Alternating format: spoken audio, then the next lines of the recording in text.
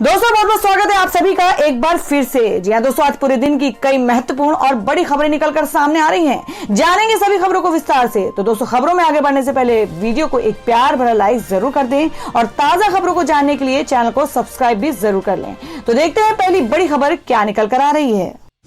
दोस्तों आज की पहली बड़ी खबर निकल कर आ रही है। आपको बता दें कि देश में तेजी से पैर पसार रहा कोरोना। कई राज्यों में नाइट कर्फ्यू। पीएम मोदी आज मुख्यमंत्रियों से करेंगे बातचीत। जी आपको बता दें कि देश में कोरोना वायरस के मामले लगातार बढ़ रहे हैं। महाराष्ट्र, गुजरात, मध्य प्रदेश के बाद अब पंजाब में अपने पैर पसार रहा है और तेजी से बढ़ रहे मामलों की वजह से मध्य प्रदेश की राजधानी भोपाल और इंदौर में बुधवार से नाइट कर्फ्यू लगाने का फैसला किया गया है। आपको बता दें कि मध्य प्रदेश में पिछले कुछ दिनों से रोजाना औसतन 600 से 700 मामले सामने आ रहे हैं और वहीं गुजरात में अहमदाबाद, बड़ोदरा, सूरत और राजकोट में नाइट कर्फ्यू को 31 मार्च तक बढ़ा दिया गया है। हालांकि गुजरात के इन शहरों में पहले से ही नाइट कर्फ्यू लगा हुआ था, लेकिन इसका समय रात 12 बजे से सुबह 6 बजे तक था। और वहीं पंजाब के रूपनगर जिले में आज रात 11 बजे से सुबह 5 बजे तक रात्रि कर्फ्यू लगा दिया गया है, जो अगले आदेश तक मान्य रहेगा। और इस बीच महाराष्ट्र, तमिलनाडु, पंजाब, मध्य प्रदेश, दिल्ली, गुजरात, कर्नाटक और हरियाणा में कोरोना के नए मामले में लगातार बढ़ोतरी दर्ज की जा रही है। स्वास्थ्य मंत्रालय के मुताबिक बीते दिन 21,000 से ज्यादा नए मामले सिर्फ इन्हीं 8 राज्यों में आए थे। पिछले 24 घंटे में ये देश में सामने आए कुल नए केस का 86.39% है। और दोस्तों अगली बड़ी खबर में जान लेते हैं कि क्या बंगाल में जीत की हैट्रिक लगा पाएंगी ममता या बनेगी बीजेपी की सरकार। जाने क्या कहता है एबीपी न्यूज सी वोटर का ओपिनियन पोल। जी आपको बता दें कि विधानसभा चुनाव 2021 ओपिनियन पोल यानी पश्चिम बंगाल में होने वाले विधानसभा चुनाव 2021 के लिए एबीपी न्यूज सी वोटर का ओपिनियन पोल आ गया है। और इस ओपिनियन पोल में पोल के मुताबिक ममता बनर्जी तीसरी बार पश्चिम बंगाल की मुख्यमंत्री बन सकती हैं। सी वोटर के ओपिनियन पोल के मुताबिक बंगाल में 294 विधानसभा सीटों में से तृणमूल कांग्रेस टीएमसी को 150 से 166 सीटें मिलने की उम्मीद है। बंगाल में जीत का दावा करने वाली बीजेपी को ओपिनियन पोल में 98 से 114 सीटें मिलने का अनुमान जताया गया है और वहीं कांग्रेस और लेफ्ट के खाते में 23 से 31 सीटें जाने की संभावना है। आपको बता दें कि एबीपी न्यूज सी वोटरों की ओपिनियन पोल में बंगाल चुनाव के लिए 19,314 लोगों से बात की गई है और ये सर्वे 28 फरवरी से 13 मार्च के बीच में किया गया है। एबीपी न्यूज सी वोटर के ओपिनियन पोल में क्या क्या पूछा गया है। जी आपको बता दें कि पश्चिम बंगाल में ये पूछे जाने पर कि आज विधानसभा चुनाव होने पर वे किसे वोट देंगे, लगभग 44% लोगों ने टीएमसी पर विश्वास दिखाया, जिसके बाद बीजेपी 38.4% और कांग्रेस और वाम गठबंधन पर लगभग 13% और अन्य पर 5.5% लोगों ने अपना भरोसा दिखाया है।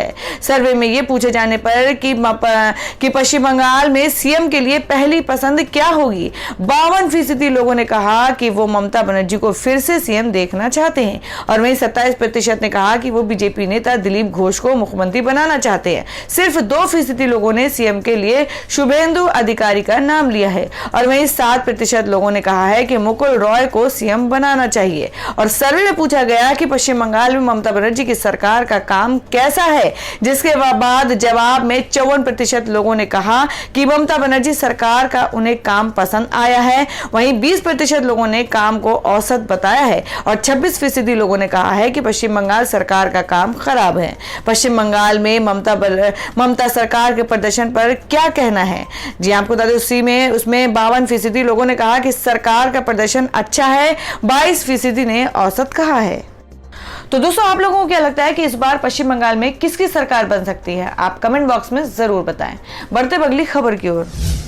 और दोस्तों मैं अगली खबर बता दें कि बंगाल में ममता सरकार पर बरसे योगी आदित्यनाथ, बोले 2 मई के बाद टीएमसी सरकार की विदाई तय।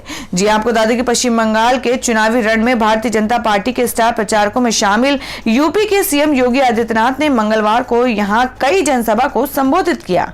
इस दौरान योगी आदित्यनाथ ने कांग्रेस, टीएमसी और सीएम ममता बनर्जी पर जमकर निशाना साधा। उन्होंने कहा कि कांग्रेस, कम्युनिस्टों और टीएमसी ने बंगाल को खोखला बना दिया। योगी ने दावा किया कि 2 मई के बाद टीएमसी सरकार की विदाई सुनिश्चित है।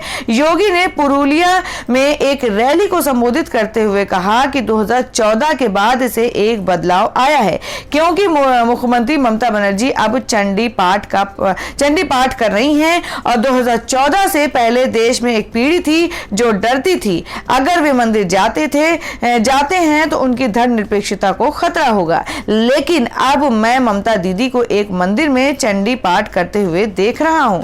और वहीं योगी बोले कि ममता दीदी ने राम का विरोध किया, तभी बांकुड़ा में रैली को संबोधित करते हुए योगी आदित्यनाथ ने कहा कि हमारे जीवन से कोई राम को अलग नहीं कर सकता। जो राम से हमें अलग करने का प्रयास करेगा उसे सत्ता से वंचित होना पड़ेगा। ममता दीदी ने राम का विरोध करके तय कर लिया है कि अब बंगाल की जनता उन्हें बर्दाश्त नहीं करेगी। वे पहले भी ऐसा करती रही हैं। योगी आदित्यनाथ ने कहा कि राम भारत की संस्कृति और परंपरा है, हमें कोई राम से अलग नहीं कर सकता। अगर कोई प्रयास करेगा तो जनता उसे जवाब देगी। यही गलती उत्तर प्रदेश के अंदर एक सरकार ने किया था। आज उसके हाल उत्तर प्रदेश में आप देख सकते हैं। पश्चिम मेदिनीपुर में रैली के दौरान यूपी के सीएम ने कहा कि श्री राम जो भारतीय नागरिकों के आस्था के प्रतीक हैं, भगवान श्री राम का उद्घोष करने पर टीएमसी के लोगों को आपत्ति क्यों है, ये पूछा जाना चाहिए। और राम का विरोध जिसने भी किया उसको जनता के द्वारा हमेशा मुंहतोड़ जवाब दिया गया। और दोस्तों ने अगली खबर बता दें कि देश में तीसरा मोर्चा बनाने की जुगत में एनसीपी चीफ शरद पवार, विभिन्न दलों से चर्चा जारी। जी आपको बता दें कि देश के 5 राज्यों में विधानसभा चुनाव को लेकर राजनीतिक पार्टियों में टिकट बंटवारे को लेकर जद्दोजहद चल रही है। इस बीच केरल चुनाव में टिकट न मिलने से खफा वरिष्ठ नेता पीसी चाको ने मंगलवार को कांग्रेस का साथ छोड़ राष्ट्रवादी कांग्रेस पार्टी यानी एनसीपी का दामन थाम लिया। उन्होंने एनसीपी चीफ शरद पवार की मौजूदगी में पार्टी की सदस्यता ग्रहण की। शरद पवार ने कहा कि देश में इस समय तीसरे मोर्चे की आवश्यकता है, इसके लिए विभिन्न दलों से बातचीत हो रही है। सीताराम येचुरी ने भी आज इसकी वकालत की है। एनसीपी चीफ शरद पवार ने कहा कि महाराष्ट्र में शिवसेना और कांग्रेस के साथ मिलकर एनसीपी सरकार चला रही है। महाराष्ट्र की गठबंधन सरकार में किसी भी दिक्कत की अटकलों को खारिज करते हुए शरद पवार ने कहा कि राज्य की सरकार में कोई भी दिक्कत नहीं है। सीएम उद्धव ठाकरे के नेतृत्व में महाराष्ट्र सरकार अच्छा काम कर रही है। पीसी चाको के एनसीपी में शामिल होने पर पवार ने कहा कि केरल के सीएम पिनाराई विजयन ने फोन किया और बताया कि पीसी चाको के एनसीपी में आने से लेफ्ट खुश है। एनसीपी में शामिल होने के बाद क्या बोले पीसी चाको? केरल से आने वाले पीसी चाको ने केरल विधानसभा चुनाव में कांग्रेस के खिलाफ लेफ्ट के नेतृत्व वाले एलडीएफ को समर्थन का ऐलान किया है। चाको ने कहा कि वो एनसीपी केरल में लेफ्ट डेमोक्रेटिक फ्रंट एनडीएफ का हिस्सा है।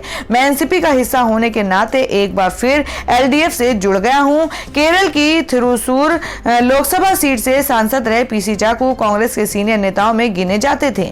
हाल ही में कांग्रेस अध्यक्ष सोनिया गांधी को अपना इस्तीफा भेजने के बाद पीसी चाको ने कहा था कि एक ईमानदार कार्यकर्ता का कांग्रेस में बने रहना मुश्किल हो गया है।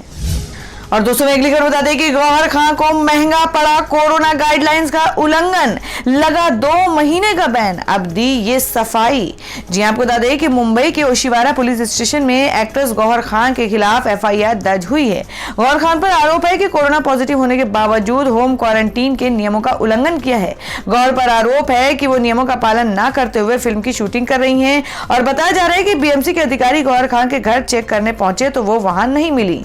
उन्होंने कहा कि ऐसा करते हुए गौहर खां ये भूल गईं कि वे कितने लोगों की जिंदगी को खतरे में डाल रही हैं। होम क्वारंटीन के लिए बीएमसी ने उनके हाथ में स्टैंप भी लगाया था और इसके बावजूद गौहर खां घर से बाहर निकलकर इधर उधर घूम रही थी और शूटिंग कर रही थी। उनके इस बर्ताव को कतई सही नहीं ठहराया जा सकता है और इसी के चलते फेडरेशन ने उन पर 2 महीने का बैन लगाने का फैसला किया है। अपने खिलाफ हुई इस कार्रवाई के बाद गौहर ने सोशल मीडिया पर एक पोस्ट के जरिए सब्र और सच के बारे में लिखा है।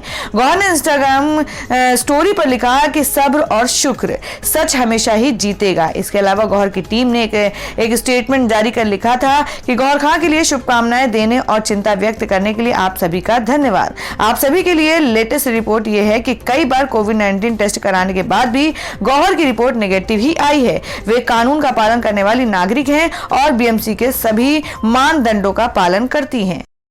तो दोस्तों, खबरों में आगे बढ़ने से पहले जान लेते हैं आज के माइंड क्विज के सवाल को। आज का सवाल है, आपको बताना है कि अटल बिहारी वाजपेयी का जन्म कहाँ हुआ था। इसका जवाब आपको वीडियो के नीचे कमेंट बॉक्स में देना है और सही जवाब देने वाले को रैंडमली सिलेक्ट किया जाएगा और वो जीत सकते हैं एक बम्पर पुरस्कार। तो बढ़ते हैं अगली खबर की ओर। और दोस्तों, मैं अगली खबर बता दें कि कोरोना ने तोड़ी नौकरी पेशा की कमर। 9 महीने में 71 लाख पीएफ खाते हुए बंद, मंत्री ने दी जानकारी। जी आपको बता दें कि नौकरी के दौरान भविष्य निधि या प्रोविडेंट फंड में पैसा जमा किए जाते हैं ताकि रिटायरमेंट के बाद उम्र के आखिरी पड़ाव में इस पैसे का इस्तेमाल कर सकें। लेकिन कोविड महामारी के दौरान बेरोजगारी और नौकरियां जाने से इस कदर मजबूर कर दिया कि अप्रैल से दिसंबर 2020 के बीच 71.01 लाख लोगों ने एपीएफ अकाउंट बंद कर उसमें रखे पैसे निकाल लिए, जबकि उसके पहले के साल में इसी सत्र में 66.66 लाख लोगों ने अपने अकाउंट बंद किए थे। और दोस्तों, अगली खबर में आपको बता दें कि नीता अंबानी को बीएचयू का विजिटिंग प्रोफेसर बनाने के विरोध में उतरे छात्र, प्रस्ताव रद्द करने की मांग। जी आपको बता दें कि रिलायंस फाउंडेशन की अध्यक्ष और रिलायंस इंडस्ट्रीज की कार्यकारी निदेशक नीता अंबानी को विजिटिंग प्रोफेसर बनाने को लेकर बीएचयू के छात्र धरने पर बैठ गए हैं। छात्रों की मांग है कि यह प्रस्ताव रद्द किया जाए। मंगलवार को छात्रों ने कुलपति आवास का घेराव किया। छात्रों ने आरोप लगाया कि काशी हिंदू विश्वविद्यालय के लोग सरकार के इशारे पर पूंजीपतियों के हाथ में इस विश्वविद्यालय को सौंपने का षड्यंत्र कर रहे हैं, लेकिन ऐसा होने नहीं दिया जाएगा। छात्रों का कहना है कि जब तक ये प्रस्ताव रद्द नहीं किया जाता तब तक वे इस मामले के विरोध में आवाज बुलंद करते रहेंगे। दरअसल नीता अंबानी को बीएचयू के महिला अध्ययन और विकास केंद्र में विजिटिंग प्रोफेसर बनाने का प्रस्ताव भी भेजा गया है और इस प्रस्ताव पर पूर्व में ही उनकी मौखिक सहमति की वजह से प्रस्ताव तैयार करके आगे बढ़ा भी दिया गया था। बीएचयू के सामाजिक विज्ञान संकाय की ओर से 12 मार्च को यह प्रस्ताव दिया गया था। उन्हें काशी सहित पूर्वांचल भर में महिलाओं का जीवन स्तर सुधारने के लिए बीएचयू में शिक्षण प्रशिक्षण से जुड़ने का आग्रह किया गया था। यूनिवर्सिटी के छात्र अब इसका विरोध कर रहे हैं। मंगलवार को छात्र धरने पर बैठ गए। बीएचयू के कुलपति राकेश भटनागर ने सामाजिक विज्ञान संकाय के डीन समेत उच्च अधिकारी को वीसी लाज बुलाए हैं, जहां पर यह बैठक चली और अधिकारियों का कहना है कि जल्द ही छात्रों को इस बैठक के निष्कर्षों से छात्र अवगत कराया जाएगा। तो दोस्तों, खबरों में आगे बढ़ने से पहले एक बार फिर से आपको याद दिला दें कि अगर आपने अभी तक हमारी वीडियो को लाइक नहीं किया तो जल्दी से वीडियो को लाइक कर दें, क्योंकि आपका एक लाइक हमारे लिए बहुत ही महत्वपूर्ण होता है। और अगर आप हमारे चैनल पर नए हैं तो चैनल को जरूर सब्सक्राइब कर लें और बेल के बटन को भी जरूर हिट कर दें और हमारी पूरी न्यूज को जानने के लिए वीडियो को लास्ट तक जरूर देखें। बढ़ते अगली खबर की ओर। और दोस्तों, मैं अगली खबर बता दें कि वसीम रिजवी पर भड़के शाहनवाज हुसैन, कहा माहौल खराब करने की इजाजत नहीं दी जा सकती। जी हम बात कर रहे हैं कि श्री हुसैन ने मंगलवार को यहां कहा कि पवित्र कुरान से कोई भी आयत को हटाए जाने के श्री रिजवी के विचार से हम सहमत नहीं हैं। भाजपा कुरान शरीफ समेत सभी पवित्र ग्रंथों का सम्मान करती है और किसी तरह के बकवास एवं छेड़छाड़ का घोर प्रतिकार करती है। इस तरह के बकवास की जितनी भी कड़ी निंदा की जाए वह कम है। जी आपको बता दें कि राष्ट्रीय प्रवक्ता ने कहा कि भाजपा से श्री रिजवी का दूर दूर तक किसी तरह का कोई संबंध नहीं है। उनकी पार्टी सभी धर्मों का सम्मान करती है। उन्होंने रिजवी के बयान पर घोर आपत्ति जताते हुए कहा कि इस तरह का हरकत करने वालों को माहौल खराब करने की इजाजत नहीं दी जा सकती। और दोस्तों, मैं अगली खबर जान लेते हैं क्या देश भर में सोने और चांदी के ताजा भाव। जी आपको बता दें कि सोने की कीमत में आई तेजी, चांदी में भी आया उछाल। जानिए क्या है भाव। जी आपको बता दें कि घरेलू सराफा बाजार में मंगलवार को सोने की हाजिर कीमत में मामूली तेजी दर्ज की गई है। एचडीएफसी सिक्योरिटीज के अनुसार राष्ट्रीय राजधानी दिल्ली में मंगलवार को सोने के भाव में 45 रुपए की तेजी दर्ज हुई है और इस तेजी से सोने का भाव 44,481 रुपए प्रति 10 ग्राम पर हो गया है। गौरतलब है कि पिछले सत्र में सोना 44,436 रुपए प्रति 10 ग्राम के भाव पर बंद हुआ था। सोने के साथ ही चांदी की हाजिर कीमत में भी मंगलवार को तेजी दर्ज की गई। चांदी में मंगलवार को 116 रुपए प्रति किलोग्राम की तेजी दर्ज की गई और इस तेजी से चांदी का भाव बढ़कर 66,740 रुपए प्रति किलोग्राम हो गया। गौरतलब है कि पिछले सत्र में चांदी 66,624 रुपए प्रति किलोग्राम पर बंद हुई थी। और दोस्तों, मैं अगली खबर में जान लेते हैं क्या देश भर में मौसम के ताजा हालात। जी आपको बता दें कि देश के 7 राज्यों में आंधी पानी का अलर्ट, लेकिन दिल्ली का बढ़ा तापमान। 35 डिग्री तक पहुंच सकता है पारा।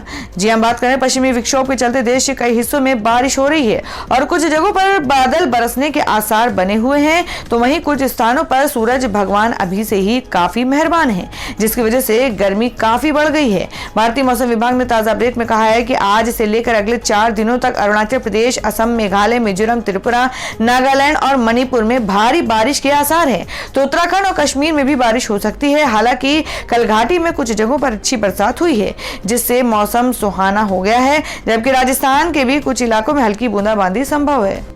तो दोस्तों ये थी अब तक की सभी बड़ी खबरों की अपडेट्स। टुडे ब्रेकिंग न्यूज और लेटेस्ट खबरों को देखने के लिए हमारे चैनल को सब्सक्राइब जरूर कर लें, वीडियो को लाइक और शेयर भी जरूर कर दें अपने दोस्तों और रिलेटिव्स के साथ। तो दोस्तों फिर मिलेंगे काम की खबरों और सरकारी योजनाओं की एक और नई वीडियो के साथ। तब तक के लिए धन्यवाद दोस्तों।